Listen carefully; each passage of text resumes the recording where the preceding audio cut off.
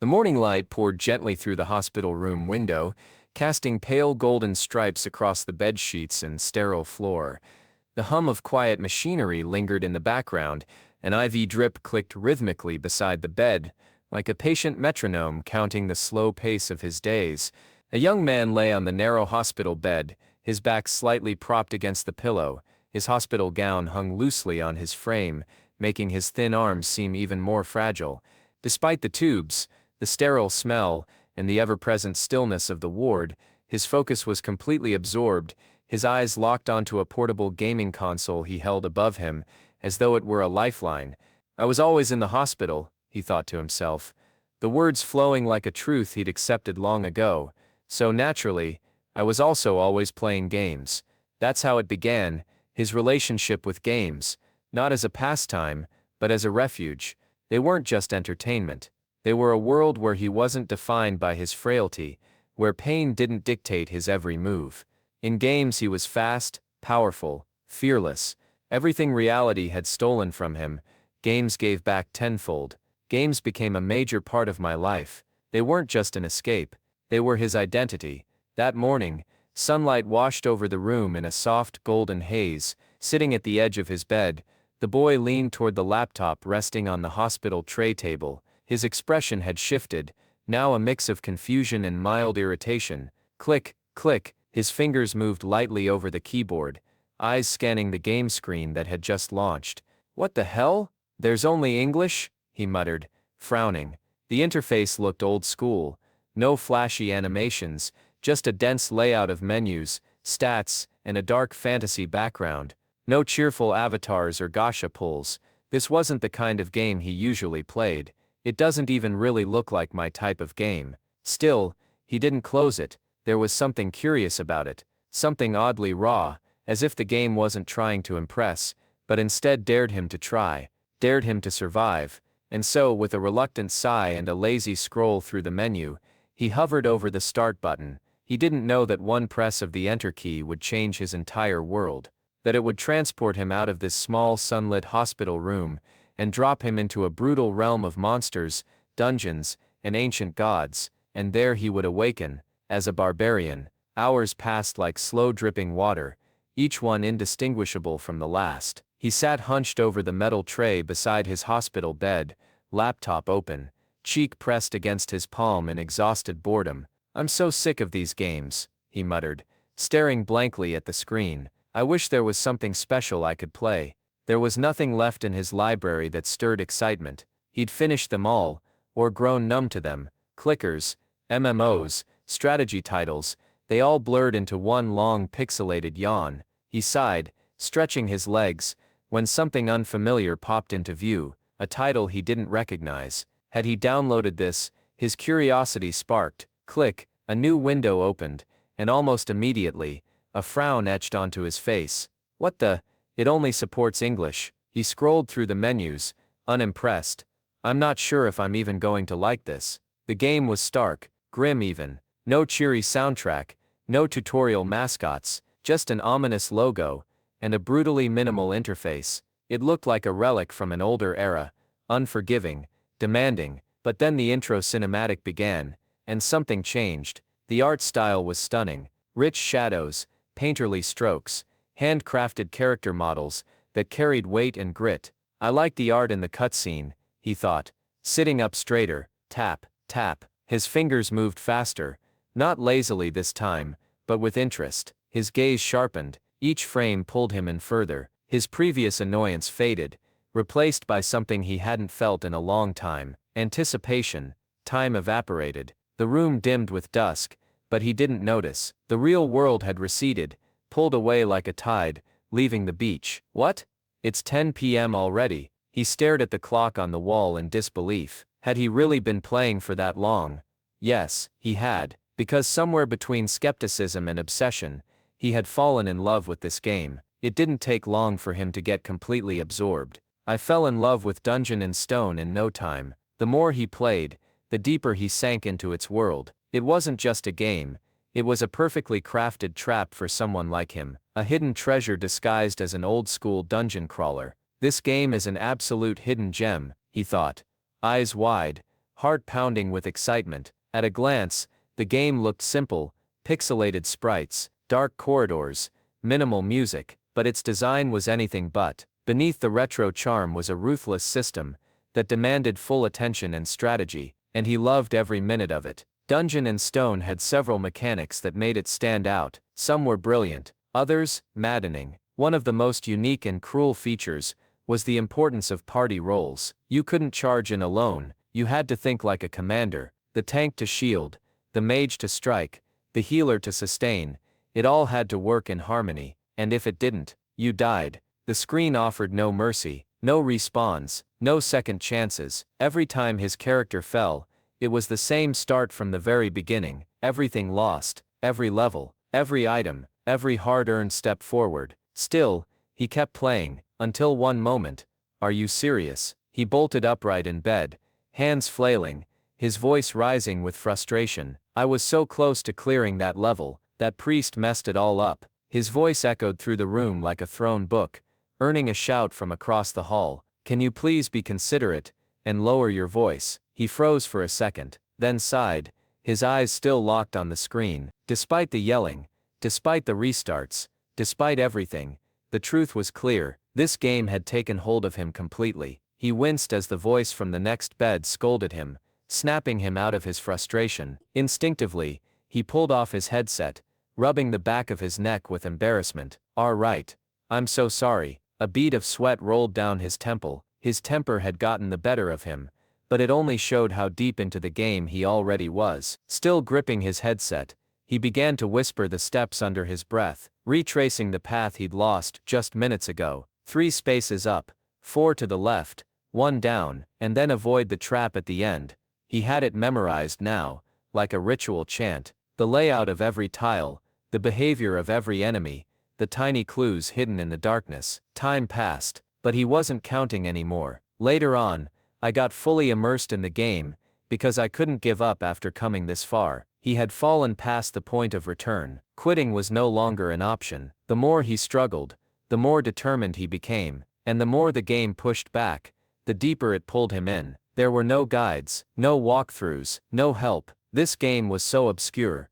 There weren't even posts about it on forums or gaming websites. No community to fall back on, no friends to ask. It was just him, the game, and an iron will. And yet, he smiled. He placed his hand firmly on the desk, eyes sharpened with newfound resolve. "I'm going to beat this game all by myself, even if it takes me a lifetime." It wasn't just about finishing anymore. It had become personal, so he kept playing, every spare moment, whether confined to the hospital or working through his national service duty. The game followed him like a silent companion. I played this game while I was hospitalized, while I served as a social service agent. In South Korea, all men between 18 and 35 were required to fulfill military service, but not everyone was physically fit for the army. For those like him, there was another path: serving the nation through civil duties, often thankless, often invisible. He filed documents, sorted queues, stood behind desks, but the real war, his real battle, was on the other side of the laptop screen. It was Dungeon and Stone that made his heart race. It was Dungeon and Stone that gave him purpose. He played while commuting, he played between shifts, between classes, between obligations, while I studied in college, after graduating, even while heading to work at the job I landed. No matter where he was, or what was happening in life, Dungeon and Stone was always there, his constant, his companion. The moment that old familiar ding sounded, and the character select menu appeared, he didn't even hesitate anymore. His cursor moved instinctively to the same choice every time: Barbarian. It had become more than just a favorite, it was a ritual. He knew the clunky animations, the vulnerable early levels, the crushing first few bosses, and he still chose it, again and again. Dungeon and Stone was literally all I played, and he died, again, and again. "You died. All right, I'm going again," he'd shout, eyes blazing, already pressing the button to restart. Each time he clawed his way forward, a little farther than before. Sometimes he made it past a new trap, sometimes he lost hours of progress to one wrong turn, and yet, "You died. Again. You died. Again. You died. Again." It became a rhythm of life, an endurance test, a war of wills. He fought pixelated enemies, like they were real monsters, every defeat a sting, every step forward a triumph. Then, one day, everything was quiet. There were no angry outbursts this time, no slamming keys, just stillness, and a realization. As the loading screen faded away, 9 years had passed. His lips parted, just slightly, a drop of sweat ran down his neck, but he smiled, a faint sharp smile that was half thrill, half disbelief. I'm finally here. This was no longer just a game, it was his journey, and the final stage was waiting. His eyes gleamed like fire under the dim glow of the monitor, sweat clung to his temple, his tie half-loosened shirt wrinkled from hours, no years, of gaming marathons. But his face was alight, the dungeon of the final boss. He shouted the words with electric joy, unable to sit still. His chair squeaked, as he leaned forward, gripping his controller like a weapon ready to strike. On the screen, his pixelated barbarian stood before a massive stone door. Torches on either side flickered with flame. A red sigil glowed in its center. Gate of the Abyss. This was it, the end. He threw his arms into the air with a triumphant yell that filled the room. Did you see that? That's right, I finally made it. His voice cracked with emotion, and his fists shook in the air. The final stage, the one no one's ever reached before. Yeah. Who? His cheers echoed off the walls. He wasn't just proud, he was overwhelmed. Flashes of memory raced through his mind like lightning strikes. Long bus rides with sore shoulders, lonely hospital nights, empty break rooms, where he'd sneak in a few turns between work shifts, countless failures. Every "you died" scream burned into his soul. And now, victory was within reach. It took me 9 years, he cried. I spent my entire 20s just trying to get to this part. Tears welled in his eyes, not out of sadness, but release, a bittersweet joy. Sniffle. The boy who once lay in a hospital bed, with trembling fingers, was now a man, fists clenched in triumph. He had climbed the mountain, alone, and he was finally at the summit. The screen blinked. A single question hovered in the center in bold white pixels. Will you enter the dungeon of the final boss? He didn't even hesitate. What kind of question is that? Of course I will. His voice rang with defiance, with pride, like a warrior standing before the gates of destiny. Another line followed.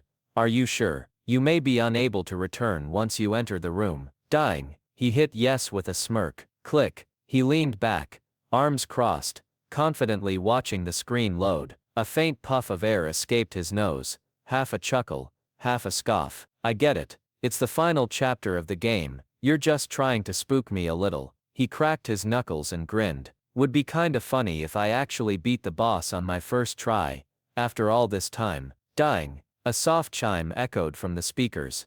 Oh, is it done loading now? He leaned forward expectantly, ready to see the epic battleground, the final confrontation, maybe a grand cutscene. But then the screen changed. His face froze. Tutorial. He stared, blinking in disbelief. The word hovered in the center of the screen, as if mocking everything he had prepared for. 9 years, endless attempts, and now, at the end of the road, he was being shown how to move. What was going on? The mood shifted. What was supposed to be the climax of a long journey suddenly felt strange, off. His eyes narrowed at the screen. Will I enter the dungeon of the final boss? He clicked yes with no hesitation, brushing off the ominous tone like it was part of the thrill. The message that followed tried to sound threatening. You may be unable to return. But he just scoffed. I get it. Final chapter. Trying to scare me. His smirk lingered as he leaned back, fully relaxed now. Wouldn't it be hilarious if I beat the boss on my first try? He stretched a little, cracked his knuckles, just in time to hear the soft ding of the loading screen finish. Oh, is it done now? But the words that appeared next made him sit bolt upright. Tutorial. What? That wasn't right. This wasn't supposed to happen. Before he could even make sense of the message, another shift occurred, and this time it was real. His pupils shrank, a strange chill ran up his spine, and then, hold on a second. He jumped from his chair. Why is the text in Korean all of a sudden? His voice rose, frantic. For years, Dungeon and Stone had only been in English. He'd spent countless hours translating line by painstaking line just to understand basic mechanics, and I spent so much time translating it word by word. But now, Now it was speaking to him. Clearly, naturally, almost like it was meant for him. Suddenly, the screen flickered. A line of text appeared in ominous clarity. Target confirmed. Dying. Flash. A brilliant white light exploded from the monitor. He shielded his eyes instinctively, as the whole room seemed to blur and twist. What? A rush of wind swept through his body like a wave tearing at reality itself. Whoosh. Erg. He clutched his head, staggering backward, as everything became blinding and formless. And then, silence. And then came the pain. A burning wave of agony coursed through his limbs. Sharp, electric, unbearable. It wasn't just discomfort. It was as though every cell in his body were being unmade and rewritten at once. And excruciating pain, all over my body. Just what in the world is going on? He clawed at his forehead, staggered under the intensity. His body shook. Light exploded across his vision. Phew! The screen, the room, the chair, all of it swirled into blinding light. A single phrase appeared over it all like a digital prophecy. Starting transmission process. His form was already vanishing. Pixels, atoms, soul, drawn into the core of something ancient and artificial. And then, darkness. I lost consciousness. For how long? He couldn't say. Silence, stillness, the void, until, congratulations young warriors, murmuring, voices, echoes. He stirred, not opening his eyes yet, unsure whether he was awake or dreaming. What? Chitter. Chatter. The world buzzed with noise now, unfamiliar, raw, real. He felt heat on his skin, air in his lungs, the throb of blood that felt heavier somehow. You will leave the sanctified grounds today. His eyes opened, the glow of fire, the roar of a crowd. Towering figures clad in bone and steel, stood on raised platforms, their weapons shining beneath a molten sky. A warlike ritual, a gathering of warriors. But most terrifying of all, none of it was a screen anymore. Who's yelling this loud in the middle of the night? The voice rang in his ears like thunder, dragging him out of unconsciousness. But when he opened his eyes, it wasn't the ceiling of his small apartment, or the glow of his monitor that greeted him. It was fire, and shouting. And when I woke up again, the world was different. He blinked rapidly, disoriented. His body was standing upright in a crowd, his vision narrowed and widened at once, his mind screaming questions, even as his ears rang with the roar of 100 voices. Ahead on a towering stage, backed by flame, a barbaric figure raised both arms in the air, voice booming like a war horn. And begin your journey to become strong. The crowd erupted in cheers. Muscular men, weathered faces, bodies painted with ash and dirt. It was a scene straight out of a tribal fantasy, lit by torchlight. He stood frozen among them, unable to speak, unable to move. I was completely lost for words. The world didn't look like anything from modern life. No electricity, no screens, no ceiling lights, just open flame and stone, torches lighting the vicinity instead of LED lights. The world crackled with heat. The smoke in the air stung his nose. The weight of the people pressing around him was real, too real. And then came the voice again, commanding, growling, powerful. You will now pick up a weapon of your choice. He turned toward the voice, an older man with braided gray hair, eyes that burned like iron in a forge, veins like ropes bulging from arms that had seen 100 battles. It was no game tutorial. This was real. He had crossed over. Weapon? What weapon? His thoughts spun in chaos, as the booming voice continued to echo across the firelit hall. All around him, warriors stepped forward with confidence, grabbing axes, swords, clubs from a wide rack. But he stood frozen. Besides, I swear I've never heard this language before, so how am I even understanding it? Everything sounded foreign, yet it slipped into his brain like it belonged there. Every word spoken by these people, by the chieftain on stage, somehow made perfect sense to him. And then the most pressing question of all hit him like a club to the chest. Forget all that. Where the hell am I? He clenched his jaw, and drew a deep breath, trying to calm his spiraling thoughts. All right, let's try to think. His eyes darted over the crowd, over the torches, over the giant man shouting about destiny and weapons. Every instinct he had as a gamer was kicking in.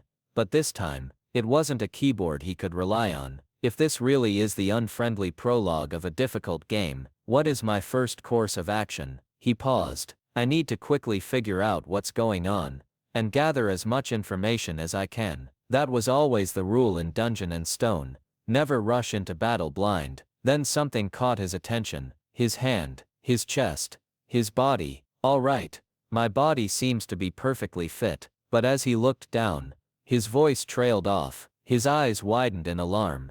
Wait, this wasn't his body. The thin arms and pale skin of the hospital patient were gone. What he now had were broad shoulders, taut muscle, heavy veins, and scarred knuckles. This wasn't just a game anymore. This was a barbarian's body. He raised his hand slowly, staring at it in stunned silence. My hands, they're so much bigger than before, not to mention the muscles I never had. He flexed his fingers. They responded instantly, smoothly, strongly. No trembling, no delay, no stiffness from years in hospital beds. But I can move them around at my will. The realization settled like a stone, dropping into still water. He stood fully upright, and the sensation of balance, of weight, of power coursing through his legs and arms.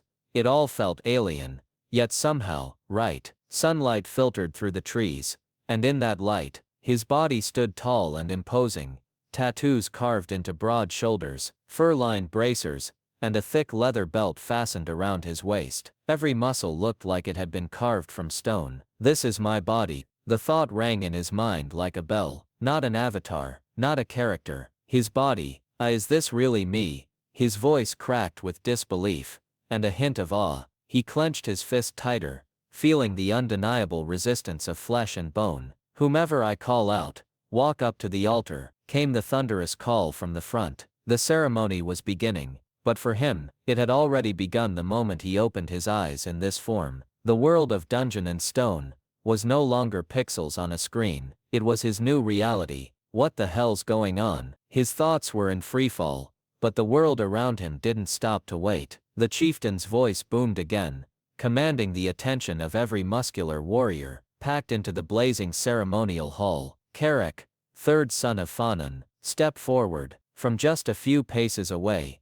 a tall man with flaxen hair, and eyes full of quiet fire, stepped from the crowd. His steps were sure, his frame broad and confident. He walked toward the front platform, toward the flame-lit altar, like this was just another rite of passage. Our protagonist could only watch. The old warchief stepped aside, and gestured grandly to the rack of weapons towering beside him. Axes, swords, spears, even spiked maces, each one glinted with deadly allure beneath the torchlight. Carrick didn't hesitate. Shake, shake. He reached out, wrapped a strong hand around the haft of a massive weapon, both hands, actually, and heaved it from the rack. Grab, lift. The weapon gleamed as he raised it into the air, a towering, brutal blade of iron, clearly heavy, clearly unforgiving. Two-handed battle axe. Excellent choice. The chieftain's voice rang with approval, his face lighting up in a grin full of pride and menace. Around them,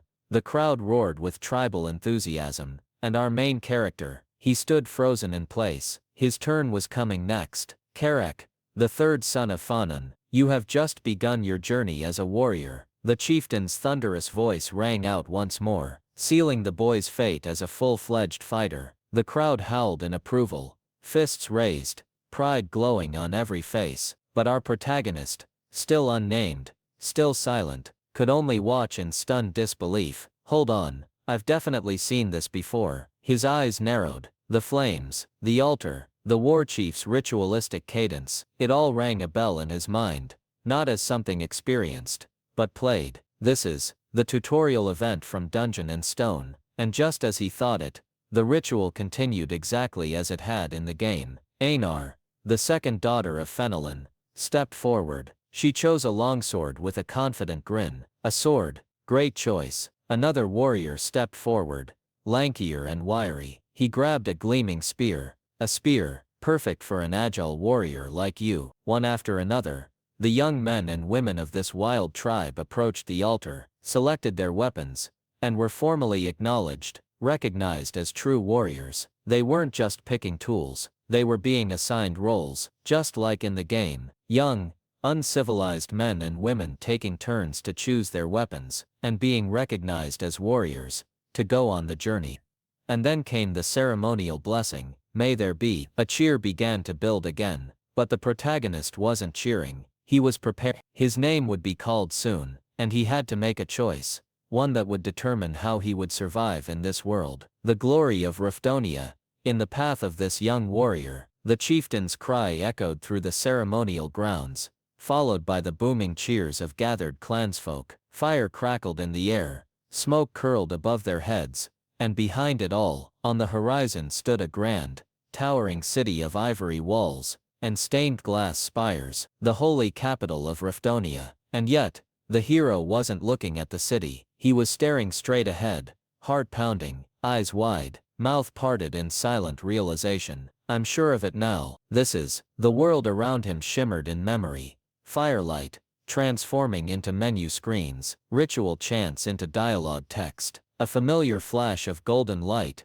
erupted in his mind. Dungeon and Stone. The name boomed in his thoughts, surrounded by the very character menu he had seen so many times before. The screen, the font, the layout, the class icons, and then, his selection, Barbarian. The moment came flooding back. The exact class he'd chosen nearly a decade ago. The one with no magic, no ranged skills, only brute force, stamina, and the simplest equipment. This is how the game began, when I chose the Barbarian character. He looked down at his own body, still processing the raw physicality of it all. The scars, the muscle, the fur-wrapped armor, the leather belts that felt too real to be costume. This was no cutscene. He was inside the game, living it, breathing it. I'm the Barbarian. He stood motionless, surrounded by fire and cheers, but all he could see was the memory. Grainy pixels, a dim dungeon hall, and a lone barbarian standing before a set of massive stone doors.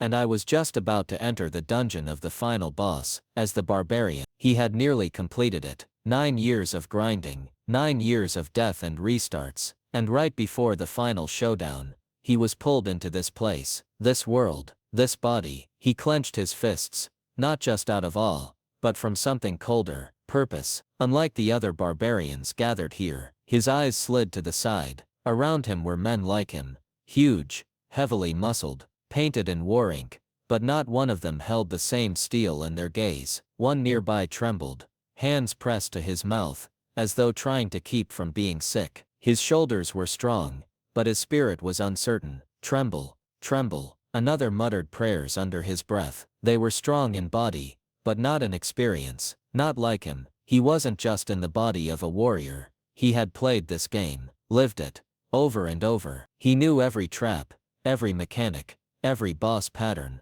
They were players at the tutorial, but he was already at the final boss. His eyes narrowed as he looked across the line of trembling warriors. One of them, shaking, barely holding himself upright, caught his attention. So I wasn't the only one. He probably woke up in this body, just like me. But before the thought could even fully form, Who the hell just said something without permission? A roar, loud and guttural, exploded through the crowd like a war drum being slammed. Flinch. His eyes flew wide in shock. It wasn't just loud, it was like a command carved into the very air, a force that bypassed reason and went straight into the bone. All motion ceased. And then he saw him.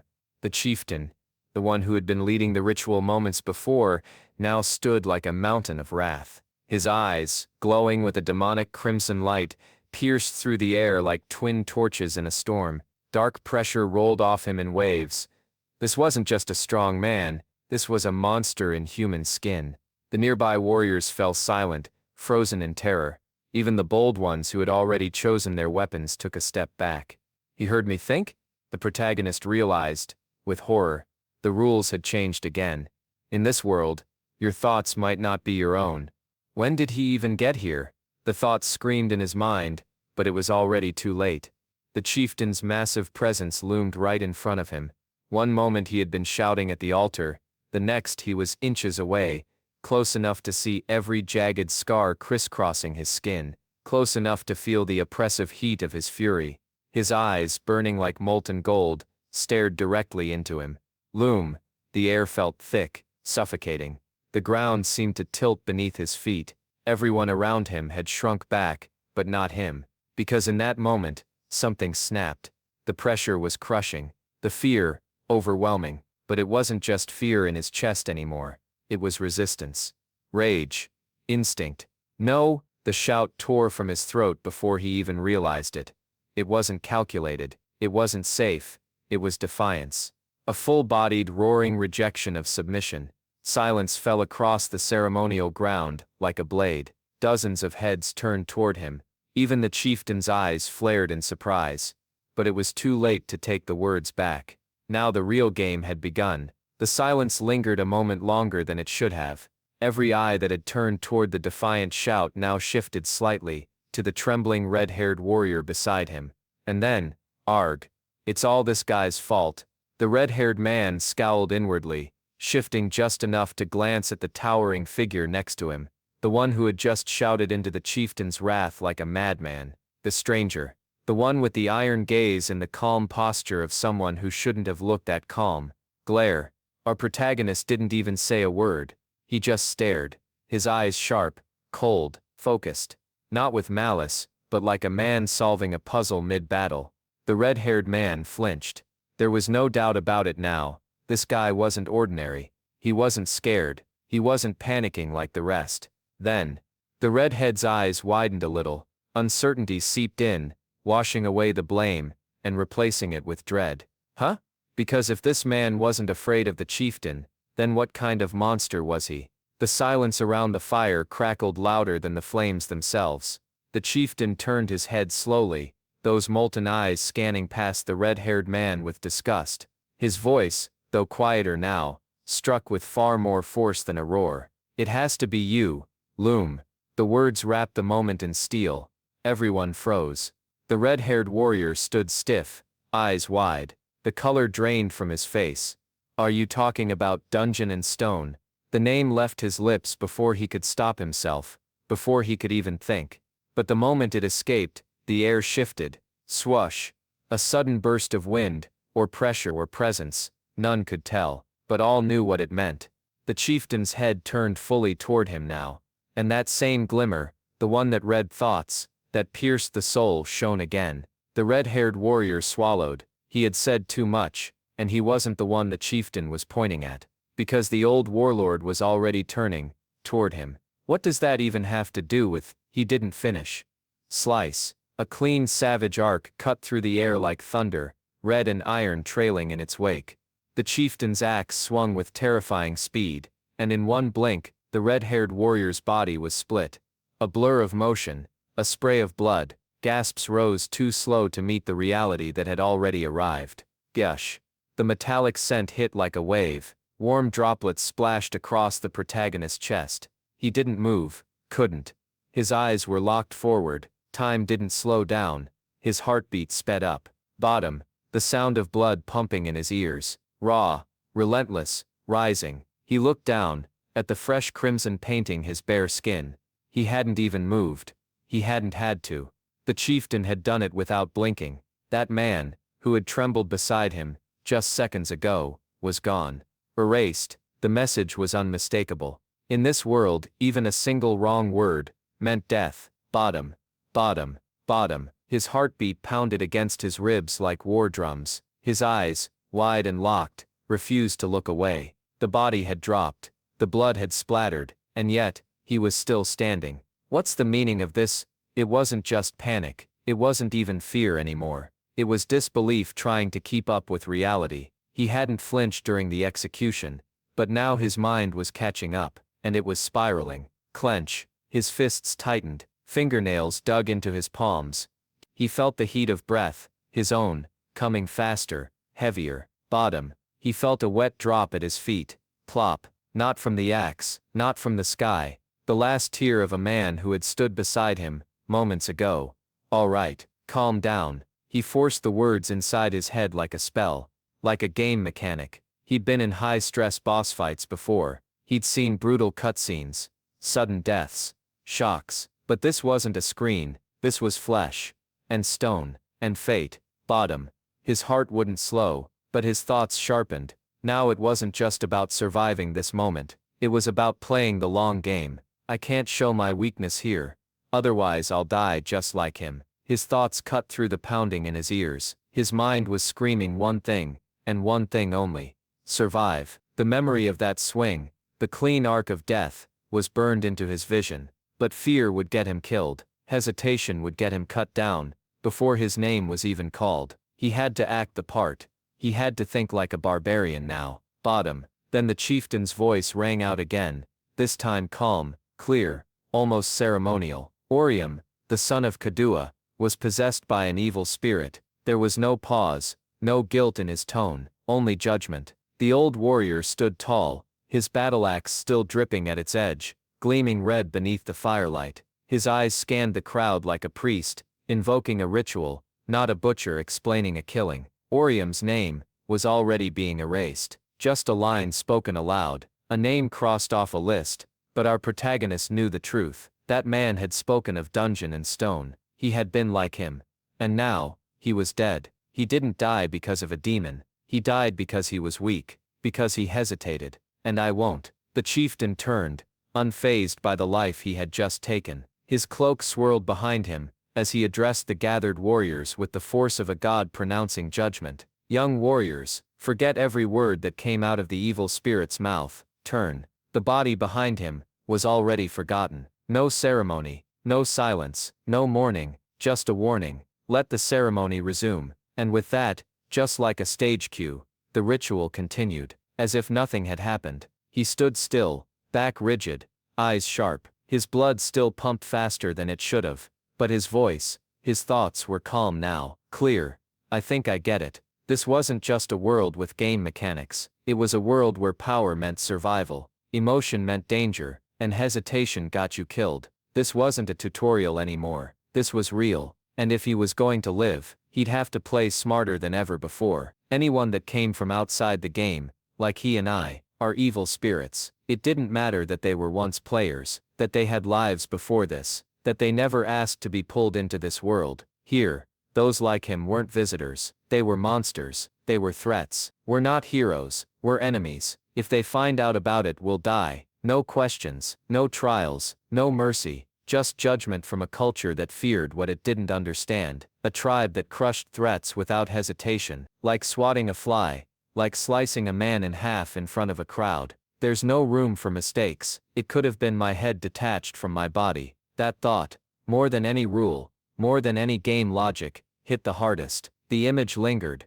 raw and vivid, not pixelated, not stylized, just real. A flash of crimson, the way the axe moved, the way the body dropped. He had been one breath away from death. I live only because I stayed silent. I can't forget that. The world had changed, and the rules were cruel, but the objective was now crystal clear. Tap. His foot stepped forward, firm and silent, as he merged back into the row of awaiting warriors. I must see the ceremony to the end, without being found out. The chieftain's blade was still slick with blood, but his tone had returned to ritual. This wasn't mercy, this was order, violence that served the system, and the system, now, was testing him. Next, the voice boomed again, filling the ceremonial clearing. Torches flickered in sync with the shout, and the crowd shifted forward. From beside the altar, the caller raised his staff, and bellowed, Serum, the fourth son of Kenik, step forward. Another name, another body chosen, another moment ticking closer to his turn. But there's a small problem.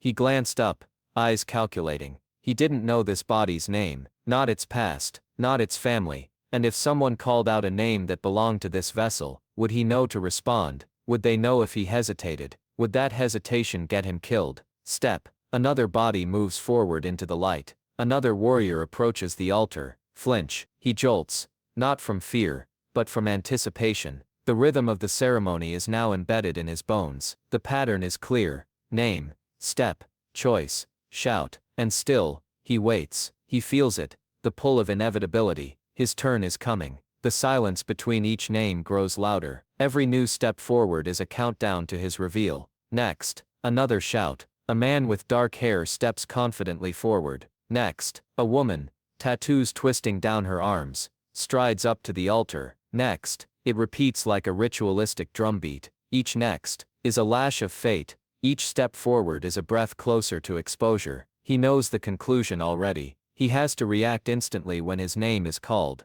No pause, no second guess. One wrong breath, One beat too late, and he'll follow Orium into the dirt, have no idea what my name is. The truth slammed into him with the weight of an axe. The fire, the line of warriors, the rhythm of the ritual, all still moved forward, but inside, he froze. He didn't know the name of the body he was in. Next, the word lashed through the air like a whip, cruel in its certainty. Another step, another shout. Stinking game, you gotta at least tell me my name. He clenched his jaw, sweat beading along his temple. Every instinct screamed for a status window, a character sheet, anything. Can I summon a status window? Nothing appeared. Of course not. Next, the voice again, getting closer, too close. It's not like I can afford to take a guess with my life on the line. He imagined it, raising his hand at the wrong name, hesitating at the right one, and then, slice, he would die, instantly. And this time, he knew he wouldn't respawn. Next, the cry echoed again, this time, distant, and yet suffocatingly close. His blood was cold, his jaw locked tight. He stared forward, unmoving, calculating the only path left. The chances are slim. A single bead of sweat rolled past the blood already drying on his cheek. But this is the only way I can think of. Next, the pattern was clear now. Call a name, wait 2 seconds, then the next. That delay, that tiny space, was his thread of survival. Clench. He gripped his fist tighter than ever before. If I move exactly 2 seconds after the name is called, not instantly, not too late, there's a chance, a small one, that the name belongs to this body I've woken up in, and if it doesn't, then the axe would fall, and this time, no one would be mistaken for the target. I must take my chances. Bjorn, son of Yandel, step forward. The voice ripped through the night like a war cry. It shook the fire, it shook the sky. Shout, but the name, it meant nothing to him, and yet this could be it. Gulp, his throat tightened, muscles coiled, his blood rushed faster than thought. 1 second, he waited, every instinct screamed to move, but discipline held him still. Eyes darted, no one else stepped forward. 2 seconds, this was it, his only chance. If I don't move now, I'll be called out for hesitating. If I do and it's wrong, I die. But no one else had moved, not a twitch, not a shuffle. He stepped, 1 step into the open, out of the line, into the firelight. If no one takes the first step, the voice in his head was steady now, focused, like he was narrating his own tactics mid-battle. Within 2 seconds after the name is called, then that has to be my name. He stood tall, the fire painting his muscles in gold and crimson, his chest rising slow but strong, eyes forward, expression cold, just like a warrior born and raised among them. His foot left the ground, a step forward into the flame-lit clearing. The world didn't fall apart. No accusations, no weapons drawn, not yet. The chieftain squinted toward him. The crowd was still, and then, he was acknowledged. No rejection, no hesitation. Bjorn, son of Yandel. That was who he was now. That had to be who he was. Bjorn, son of Yandel. Step forward. The voice struck again, loud and proud, this time with certainty behind it. And this time, it was for him. Step. He didn't hesitate. Not this time. Not when it mattered most. With eyes forward and his face carved from stone, he began to walk. Step. Step. Each footfall echoed louder than the tribal drums in his ears. The sea of warriors parted before him, torchlight flickering across his chest and shoulders. He could feel them watching. Hundreds of eyes, but no one called him out. No one questioned his identity, because in this moment, he was Bjorn, son of Yandel. Whether by fate or luck or sheer audacity, he had become this body,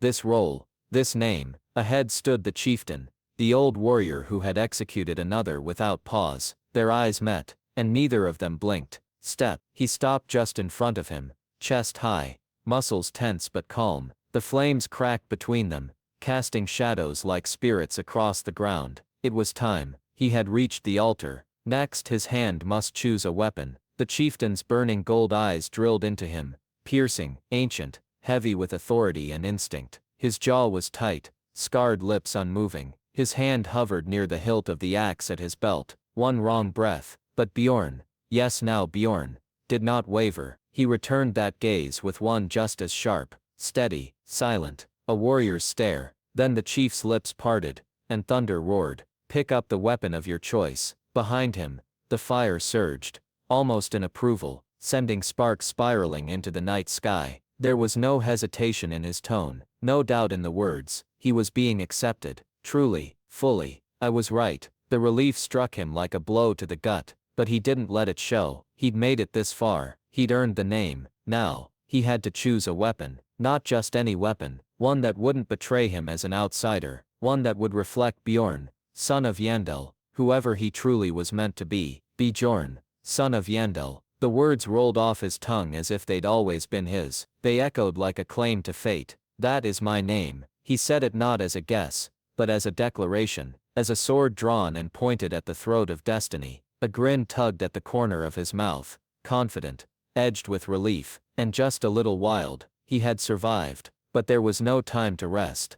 Now, he clenched his fist, fingers curling tight, like he was wrapping them around the future itself. Time to make another important decision. His gaze flicked toward the altar, where weapons rested in a sacred arc. Steel, bone, obsidian, hide-wrapped handles aged by ritual. He had to choose, but not just with instinct, with knowledge, with strategy, because the weapon he picked now would define his path in this brutal new world. The ceremonial firelight flickered against the polished edges of weapons lined along the altar. Spears, axes, blades. Some were brutish in make, others slender, and honed with delicate craftsmanship, but each hummed faintly with the history of warriors who had come before. Bjorn's eyes narrowed. Barbarians are born with virtually no magical affinity. The thought echoed through his mind, like a mantra from another life, one of the many game mechanics he had studied endlessly back when all of this was pixels on a screen. However, they have great physicality to compensate for that. He took a step closer, bare feet brushing embers as he moved with quiet certainty. His body, now broad-chested and layered in muscle, moved as though it had always belonged to him. That is why I built my barbarian as a melee attacker, back when I didn't know any better. Swords and axes gleamed in the fire's glow, but he wasn't drawn to them blindly. He was thinking now, remembering the game's punishing mechanics, its cruel progression, remembering how long it had taken him to reach the final dungeon, remembering why. His gaze passed over the weapons like a strategist, scanning a battlefield. But I think I know just the right sort of item to choose. He reached out, fingers stretching toward the weapon that wasn't just strong, but practical, tactical, one that could handle the early grind, and scale well into late stages. Not the flashiest, not the most dramatic, but one that would keep him alive. His hand hovered above it for a moment. Then it's this. Fingers closed around the hilt. A decision made not with impulse, but with experience. And somewhere deep inside him, the player, the strategist who had once spent 9 years of his life chasing a perfect build, nodded in quiet approval. The soft hum of fluorescent lights buzzed above a sterile hospital room, where a young man sat slouched over a table with a laptop. Outside, the faint sounds of city life filtered through a cracked window. But inside the room, time dragged endlessly. His fingers drummed against the plastic edge of the laptop, eyes glossed over from yet another uninspiring round of games. I'm so sick of these games. I wish there was something special I could play, he muttered, his voice carrying no hope. And then, he found it. A game titled Dungeon and Stone. Unfamiliar, and oddly intriguing. He clicked out of boredom more than curiosity. The game was only in English, which didn't help his skepticism. What the? It only supports English, he grumbled, scrolling through the intro. I'm not sure if I'm even going to like this, but he did. The cutscene art, pixelated yet vibrant, held a unique charm. He tapped the keyboard cautiously, and then again, and again. Time slipped away. He jolted at the clock. What? It's 10 p.m. already? He had fallen in love with Dungeon and Stone almost instantly. This game is an absolute hidden gem, he exclaimed, entranced. Unlike most games, it had peculiar quirks. You couldn't win alone. Forming a party with support characters was essential, but death came swiftly, and when it did, everything was lost. The game forced you to start again from scratch. One wrong step, one missed trap, and you died. I was so close to beating the stage, you silly priest, he shouted into the air, causing another patient nearby to scold him for the noise. Right. I'm sorry, but it was too late to stop. He had become obsessed, determined to clear the game on his own, even if it took a lifetime. There were no walkthroughs, no guides, no hints. It was a forgotten title, unknown to most, and he was among the few willing to endure its relentless difficulty. He played in the hospital, during his service as a social agent, and even after graduation while commuting to work. 9 years passed. Then, one night, he finally reached the gate of the abyss, the dungeon of the final boss. His hands trembled on the keyboard. Did you see that? That's right. I made it to the final stage. The place no one else has even reached. Tears welled up in his eyes. It took me 9 years. I spent my entire 20s getting here. The final confirmation screen flickered before him. Enter the boss room? Yes. No. What kind of question is that? Of course I will. He clicked yes with confidence. A loading screen appeared. This better not be a tutorial. He scoffed, chuckling, until a strange flash of light enveloped his room. What the? The screen glowed impossibly bright. The computer shook. Pain lanced through his body. With a gasp, he passed out. When he opened his eyes, it was not to a screen, but to a roaring crowd, torches lighting a massive ceremonial plaza. Warriors surrounded him, their shouts echoing in unison. A hulking man in armor stood at the center, his voice thundering over the assembly. You will leave the sanctified grounds today and begin your journey to become a warrior. He blinked in disbelief. This wasn't just a hallucination. I've seen this before, he murmured. This is Dungeon and Stone. They were choosing weapons. Young warriors stepped up one by one, claiming axes, swords, and spears. Each one was recognized, blessed, and sent to begin their quests. But he didn't even know his name here. Stupid game, you've got to at least tell me my name, he hissed under his breath. I can't guess, not when my life's on the line. Then an idea formed. If I wait 2 seconds after a name is called, and no one steps forward, that would be his chance. The elder raised his axe and called out, Bjorn, son of Yandel, step forward. He waited 1 heartbeat. 2.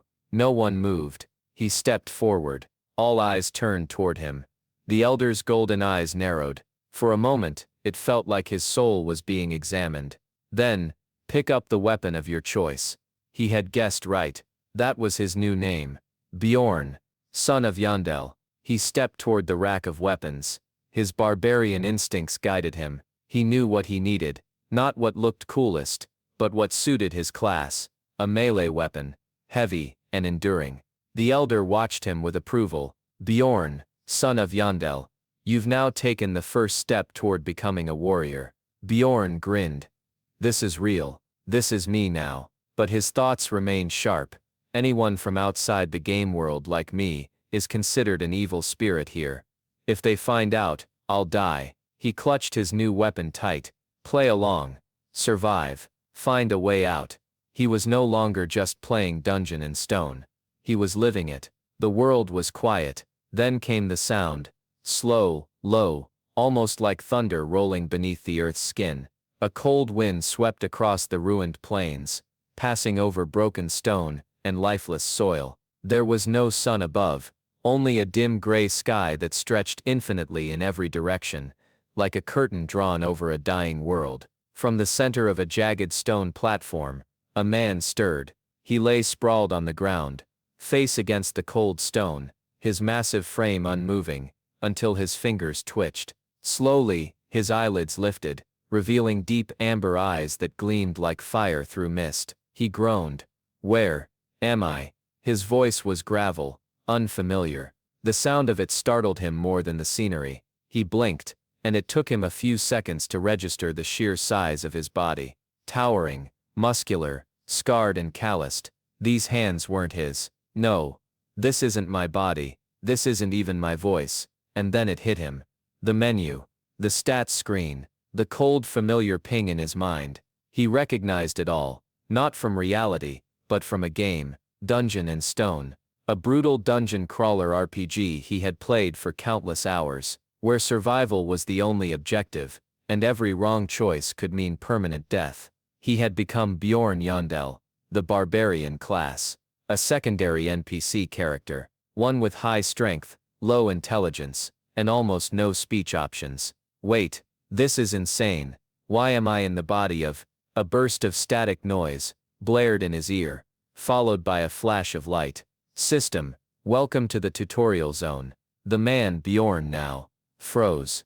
It wasn't just some hallucination. He had been isekai'd into the world of Dungeon and Stone, into a character notorious in forums for dying eerily, if not played perfectly. A barbarian, with only brute force and primitive instincts to rely on. A memory flickered in his head.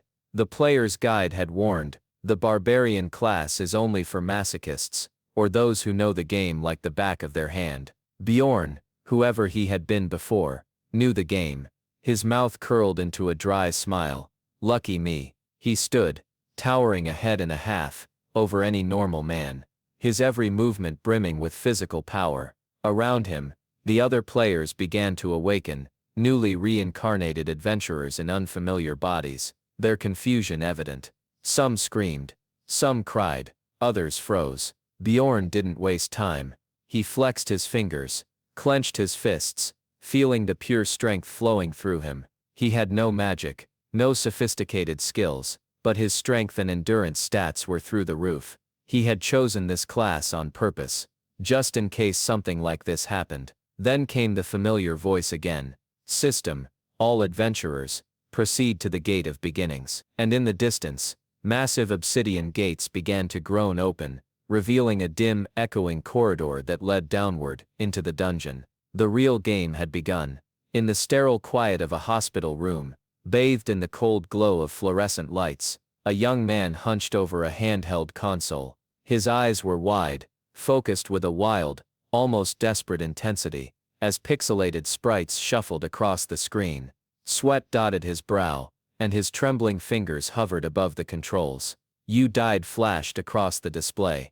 Ah, I was so close to clearing the stage.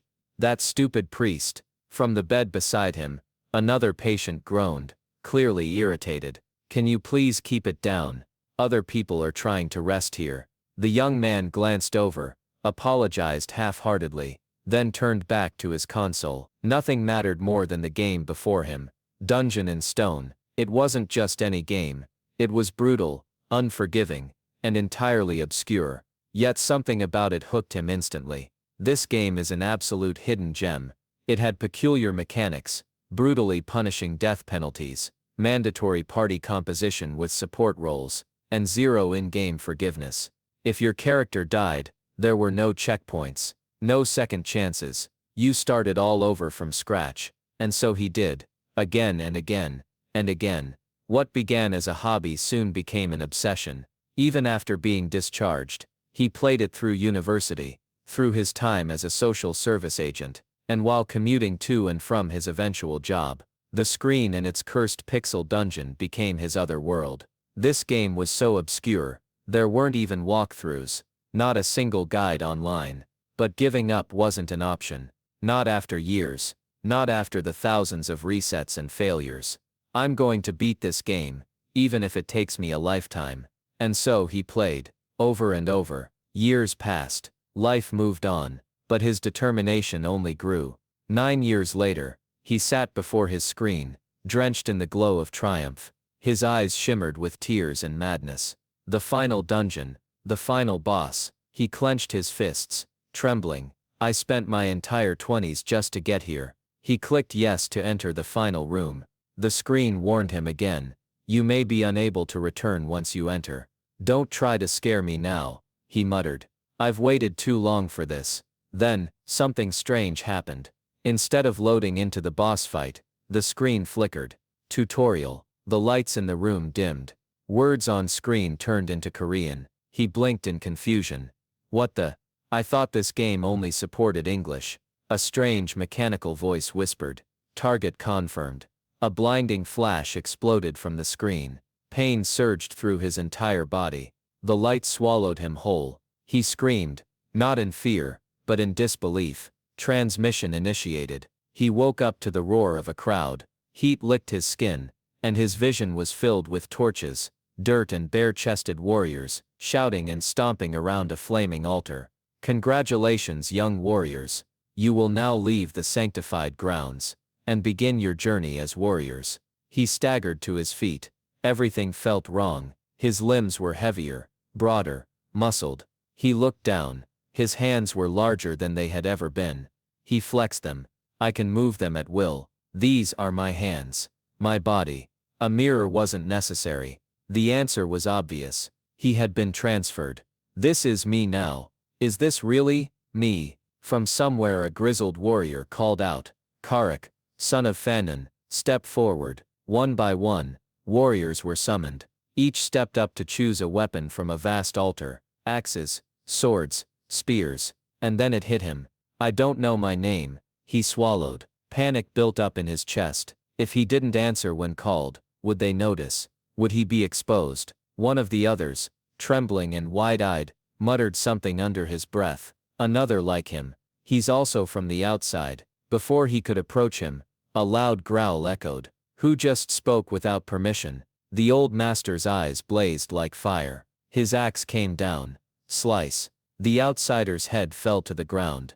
Blood soaked the earth. Ariam, son of Kadua, was possessed by an evil spirit, the master declared.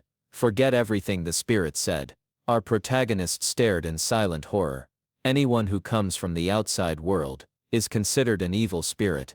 If they find out about us, we die. The ceremony resumed. One by one, more names were called. He watched, waited. Each time a name was called, he counted. 2 seconds. If no one steps forward in 2 seconds, I'll go. That'll be my name. And then, Bjorn, son of Yondel. He gulped. 1 second. 2. No one moved. He stepped forward. The old man turned to him. Pick up your weapon. His hands clenched. This was it. This wasn't just about survival anymore. It was about strategy. Barbarians have no magical affinity, but their physical strength compensates. I used to build my character as a melee attacker. He scanned the weapon rack. Heavy blades, polearms, blunt hammers. He remembered the countless failures from his past life. A great sword is cool, but I always died too easily. He reached out decisively. The master turned. Oh, interesting choice. Bjorn, son of Yondel. You have taken the first step to becoming a warrior. And Bjorn. Yes, Bjorn now. Grinned. That's right. That is my name. The sterile hum of the hospital room was barely audible beneath the excited thoughts racing through his mind. His hands, trembling slightly, clutched the console controller as the glowing screen of his laptop reflected in his intense eyes. I fell in love with Dungeon and Stone in no time, he thought, his heart beating with the fervor of discovery. This game is an absolute hidden gem. The pixelated dungeon on the screen pulsed with mystery. Tiny characters marched in formation. Knight, priest, mage, rogue, forming the core of a party where strategy meant everything. He had learned the hard way that support characters weren't just useful, they were essential. And death was permanent. Each time his character died, the screen would flash "You died" in glaring red. There were no checkpoints, no second chances. He'd slam the keyboard and groan. I was so close to beating the stage too, you stupid priest. Can you please be considerate and lower your voice? A nearby patient snapped from his hospital bed. Flushing, he adjusted his headphones. All right, I'm so sorry. His whispered muttering began again. 3 steps up, 4 to the left, 1 down. Avoid the trap. He could no longer let go. The game had consumed him. Dungeon and Stone was obscure. No forums discussed it. No walkthroughs existed. It was so unknown that he felt like a pioneer, uncovering its depths by sheer will. I'm going to beat this game all by myself, even if it takes me a lifetime. From the sterile confines of his hospital bed, to late-night gaming marathons, as a social service agent, to sneaking in time during college classes and lunch breaks at his job, his obsession endured. Dungeon and Stone became his second life. Death after death, reset after reset. 9 years passed. His eyes, now sharper, stared at the screen. Sweat trickled down his cheek. I'm finally here. The gate of the abyss stood before him. The entrance to the final boss's dungeon. Did you see that? That's right. I just reached the final stage. Took me 9 years. I spent my entire 20s on this. Tears formed but didn't fall. Then the game asked, will you enter the dungeon of the final boss? What kind of question is that? Of course I will. The cursor clicked yes. The game loaded. A strange thing happened. Tutorial. The screen changed. He's hold on. Why is the text in Korean all of a sudden? Another player, far away, gritted his teeth. I spent so much time translating it word by word. A flash of blue light engulfed the room. Target confirmed. Flash. What? What? With a roar of sound and a surge of wind, reality twisted. His body bent, light piercing through him. A voice boomed. Starting transmission process. Everything went dark. I lost consciousness. When he awoke, there was no monitor, no bed, only heat, the crackle of firelight, the scent of smoke. Congratulations, young warriors. He sat up. You will leave the sanctified grounds today, and begin your journey to become warriors. He blinked, shouting, cheers, a crowd, flaming torches where fluorescent lights should be. You will now pick up a weapon of your choice. His mind reeled. Weapon? What weapon? And what was this language? He understood it, but he shouldn't. He looked down. Muscles, giant hands, a sculpted frame. This is my body. He touched his chest. Firm, real. Is this really me? Carrick, the third son of Fanon, stepped forward. A blonde warrior strode up and grasped a massive battle-axe. Two-handed battle-axe. Excellent choice, the elder announced. He was in the character selection ceremony of Dungeon and Stone. Einar, the second daughter of Fenelon, a sword, another, a spear. As recognition of each warrior was given, he realized, this is the beginning of the game. I chose the barbarian, and I was just about to enter the dungeon of the final boss as the barbarian. Unlike others who trembled, he stood firm, so I wasn't the only one sucked into the game. But speaking aloud brought danger. Who said something without permission? A towering man, glowing red eyes, loomed. No, he shouted, but it was too late. The red-haired warrior was struck down. Slice. Blood sprayed. Shock froze him. I can't show weakness or I'll die just like him. Orium, the son of Kadua, was possessed by an evil spirit. Forget everything he said. The elder barked. I get it. Anyone from the outside world is seen as an evil spirit. If they find out, I die. It could have been me. Conclusion. I have to finish this ceremony without being found out. Serum, the fourth son of Kennick, step forward. Step. I have no idea what my name is. Next. Stupid game. At least tell me my name. The chances are slim, but I'll take them. Bjorn, son of Yundel, step forward. 1 second. 2 seconds. No one else moved. That has to be my name. He stepped forward. A breathless pause. Pick up the weapon of your choice. I was right, he thought. A small grin forming. Bjorn, son of Yundel. That was his name now. But now came the second critical decision. Barbarians had no magical affinity. They relied on brute strength. He used to build them as melee attackers. Two-handed battle-axes, hammers, flails, but they always died. Fragile. I only ever ended up with berserker builds. Not reliable. Then it hit him. Why do I have to use barbarian as a damage dealer? In a dimly lit room, where the only source of illumination was the faint blue glow of a monitor, a young man sat hunched over his desk. His name was unknown, but his eyes reflected the weight of countless sleepless nights. Sweat clung to his brow, as he clutched his headphones. All right, I'm so sorry, he muttered to the empty room, the weight of another failure pressing on his shoulders. His eyes scanned the screen with laser focus. 3 places up, 4 to the left, 1 down, and avoid the trap in the end, he whispered, memorizing the intricate sequence like a sacred chant. At first, he hadn't planned to get this deeply involved. The game, Dungeon and Stone, was obscure. So obscure. There were no guides, no online forums, no player community. It was as if he alone had discovered it. Later on, however, I got fully immersed in the game, because I couldn't give up after coming this far, he thought. With no walkthroughs, every dungeon room, every trap, every monster became a personal conquest. He had started during a difficult chapter of his life, hospitalized, physically unfit for military service,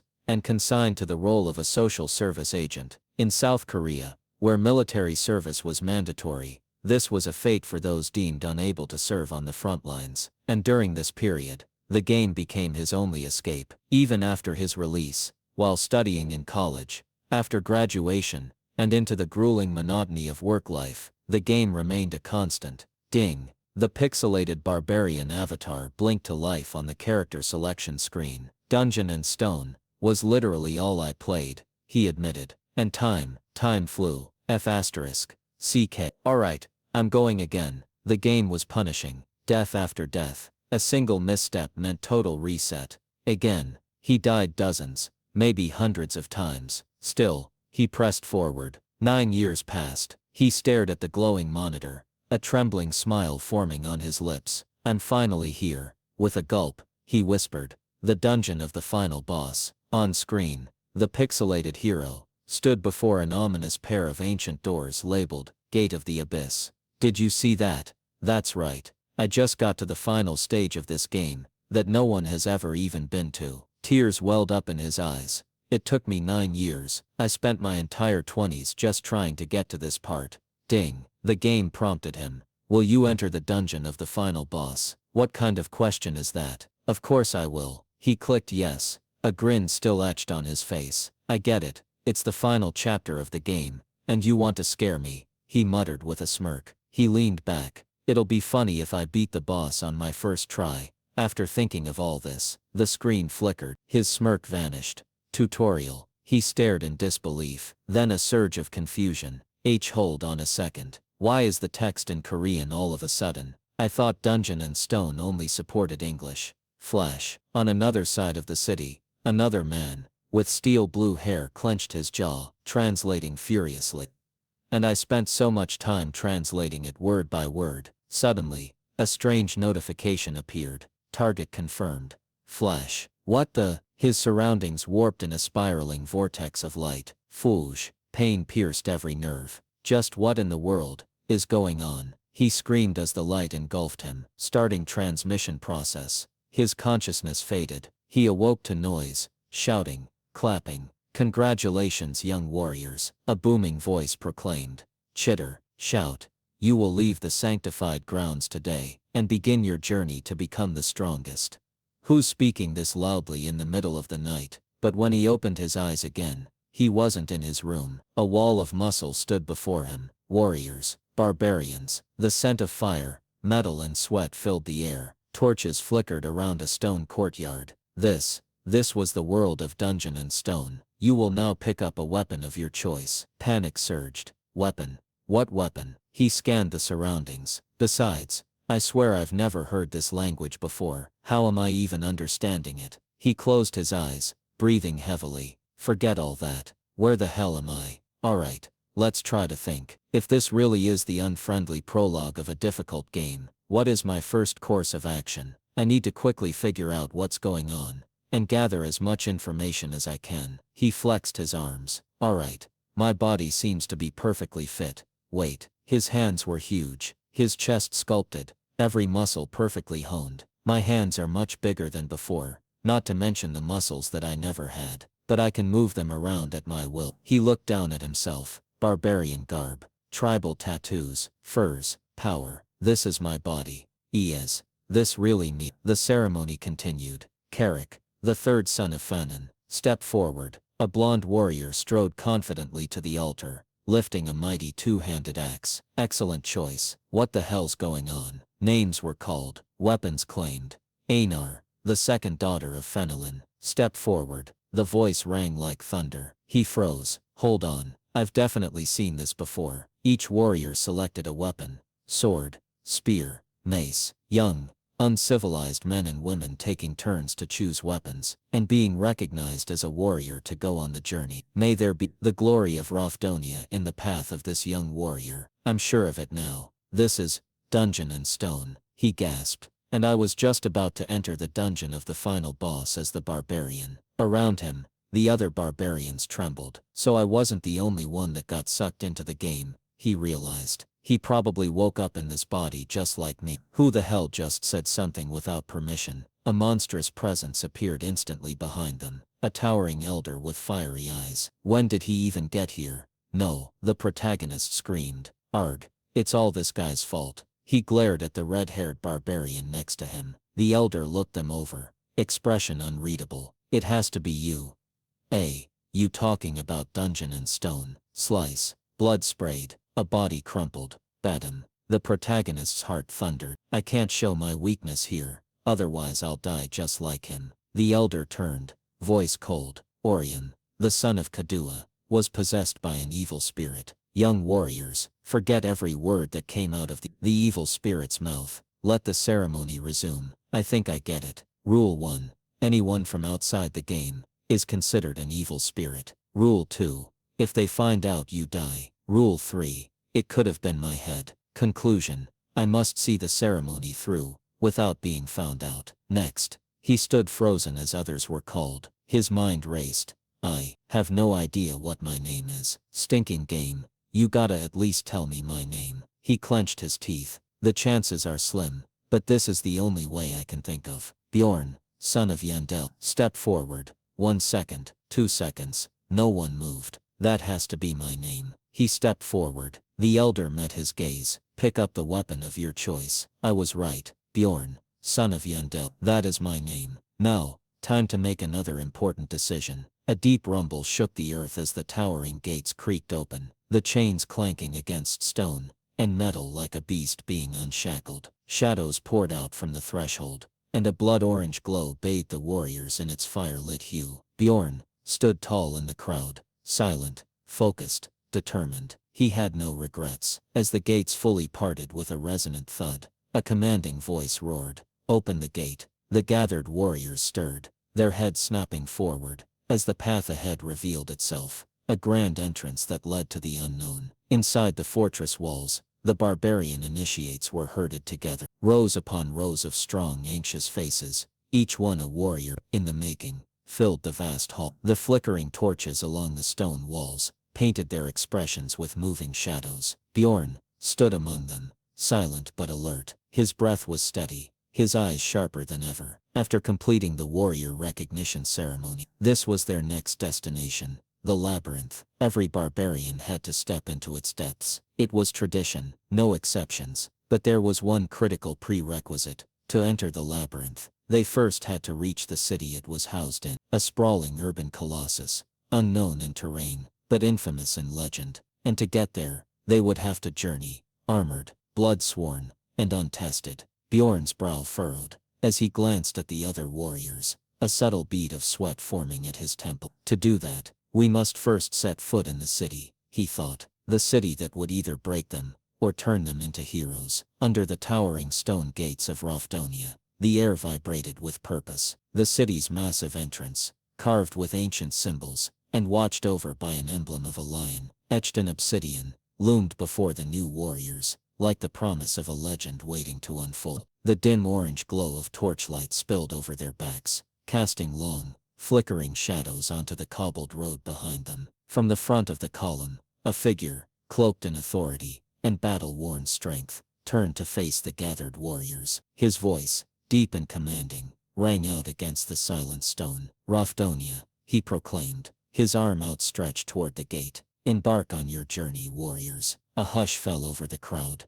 No one moved, but every chest rose with breath, drawn in silent awe. The name alone carried weight. History, the tales of blood-soaked glory, and ancient trials whispered through generations of fighters, who had once stood where they now stood. The man turned fully now, his long silver hair, catching the firelight like strands of steel. His eyes burned with conviction. "That is where your destiny leads you." The great gate creaked as the chains above strained, metal grinding on ancient pulleys, and the enormous doors of Rafdonia began to part. It was deep in the night, the apartment dimly lit by the glow of a single screen. Sweat glistened on the brow of a man slouched before his monitor, the collar of his shirt wide open, his tie hanging half undone, like the remnants of some forgotten battle. The room was silent, except for the rapid clicks of his mouse, and the occasional rustle of movement. His eyes burned with excitement, a fire kindled not by caffeine, but by raw, hard-earned triumph. He slammed his palm against the desk, elation bursting from his chest. The dungeon of the final boss. On screen, pixelated flames crackled on medieval sconces flanking a massive iron-wrought door. The text at the bottom read, "Gate of the Abyss." He leapt up, fists clenched, screaming to no one in particular, "Did you see that, bastards? That's right, I just got to the final stage of this game that no one has even been to." His whole body shook with emotion. It had taken him 9 years, 9 long, quiet years of adulthood, His 20s gone, spent in front of a screen chasing this elusive moment. He could still remember winter evenings staring blankly at the monitor, summers where days passed without a whisper of sunlight on his skin. Yet now, all of it, the frustration, the patience, the sheer stubbornness, had led here. It took me 9 years. I spent my entire 20s just trying to get to this part. His voice trembled. A teardrop threatened to fall but never did. A prompt popped up on the screen. A simple message. Will I enter the dungeon of the final boss? Yes, no, he practically screamed at the screen. What kind of question is that? Of course I will. Click. Another message appeared. Are you sure? You may be unable to return once you enter the room. Click. I get it, he said smugly, rolling his eyes. It's the final chapter of the game, and you want to scare me. His fingers danced across the mouse. It'll be funny if I beat the boss on my first try. After thinking of all this, the screen began to load. Is it done loading now? But instead of a boss battle, something unexpected. Tutorial. He blinked. What? The screen glitched. The text, previously English, now streamed in Korean. Heish, hold on a second, he cried, springing out of his seat. Why is the text in Korean all of a sudden? I thought Dungeon and Stone only supported English. I spent so much time translating it word by word. Somewhere across the city, a young man with sharp blue eyes and dyed silver blue hair stared at a screen, and I spent so much time translating it word by word. Target confirmed. A blinding light erupted from the monitors. The entire room quaked, blue energy crackling around him. His eyes widened in panic. What? What? Fru, whoosh. The world exploded into searing brilliance. A wind howled in his ears, and the pain, sudden and terrible, flooded his nerves. Just what in the world is going on? Starting transmission process. He lost consciousness. Darkness. Silence. Then a voice. Congratulations, young warriors. He stirred. A crowd surrounded him, cheering. Torches blazed instead of LED lights. The ground beneath him wasn't laminate or tile, it was stone, ancient and worn. A booming voice echoed. You will leave the sanctified grounds today and begin your journey to become true warriors. What? He murmured. His voice lost among the hundreds. He was no longer in his apartment. He was inside the game. What followed was a feverish blur. He was pushed along by the crowd, overwhelmed by the heat of flames, the echo of tribal drums, the bellowing of a gray-haired elder, who presided like a war chief atop a pyre-lit altar. You will now pick up a weapon of your choice. Weapon? What weapon? I've never heard this language before. How am I understanding it? No time. Think. If this really is the unfriendly prologue of a difficult game, what is my first course of action? He steadied his breathing. My body seems to be perfectly fit. Wait, my hands. Much bigger than before. Muscles I never had. But I can move them freely. He stared at his reflection in the polished metal of a ceremonial shield nearby. Broad shoulders, tattoos, a warrior's build. This is my body. Is this really me? The name Carrick, third son of Fanun, was called. A tall blonde warrior stepped forward and chose a mighty two-handed battle axe. Excellent choice. The elder bellowed. Next, Einar, second daughter of Fenelon, strode forth. She picked a sword, while another agile youth chose a spear. Perfect for an agile warrior like you. One by one, the warriors stepped forward, chose their weapon, and were acknowledged. The ritual was ancient. He watched silently, piecing the memory together. I've seen this before. Young, uncivilized men and women, taking turns to choose their weapons, and being recognized as warriors to begin their journey. The glory of Riftonia, in the path of this young warrior. Then, the realization hit. This is Dungeon and Stone. This is how the game began, when I chose the barbarian character. His mind reeled, and I was just about to enter the dungeon of the final boss, as the barbarian. He looked around. Unlike the other barbarians, some shaking, some frozen in fear, he was calm, focused. So I wasn't the only one that got sucked into the game. He probably woke up in this body just like me. Suddenly, a sharp voice cut through the crowd. Who the hell just said something without permission? Everyone flinched. A towering figure appeared behind them, without a sound, eyes glowing red. When did he even get here? The elder growled. Wariam, the son of Kadua, was possessed by an evil spirit. Then, with a swift, merciless slice, the man was decapitated before the entire assembly. Blood, silence. The crowd trembled. He clenched his fists. I can't show my weakness here, otherwise I'll die just like him. The elder barked. Young warriors, forget every word that came out of the evil spirit's mouth. Let the ceremony resume. In that moment, he understood. Anyone who came from outside the game is an evil spirit. If they find out we die, that could have been my head. Conclusion. I must survive. Blend in. Play along. A new name was called. Another warrior stepped forward. One by one, names echoed into the night. Then, his turn. Bjorn, son of Yandel, stepped forward. His pulse quickened. 1 second. 2 seconds. Nobody moved. That has to be my name. He took a breath, stepped forward confidently. I was right. Now came another decision. What weapon would he choose? Barbarians were blessed with strength and vitality, but had no magical affinity. While not as tanky as dwarves, they had the fundamentals to be played as such. He remembered. He had always built his barbarian for brute melee damage, greatsword, dual axes, raw power, but the lack of defense had always been his undoing. What if I don't use barbarian as a damage dealer? He thought one day. That idea had changed everything. This time, he grabbed the weapon that was best for survival. He wasn't here to make the same mistakes again. The screen blinked, cleared a boss defeated, a lesson learned. This is freaking awesome. He laughed, eyes bright. This is the most logical decision I can make, based on the knowledge I have about the game. I have no regrets. Open the gate. The massive gates of Riftonia creaked, then burst open with a thunderous thud. After completing the ceremony, he recalled, the barbarians must enter what's called the labyrinth. To do that, however, they must first reach the city where it lies, Riftonia. Embark on your journey, warriors. The elder roared. That is where your destiny leads you. And with that they charged. Dozens of them, roaring under the moonlit sky. He ran too. Alright. I'm running because they are. But his eyes were sharp, his mind clear, his resolve unchanging.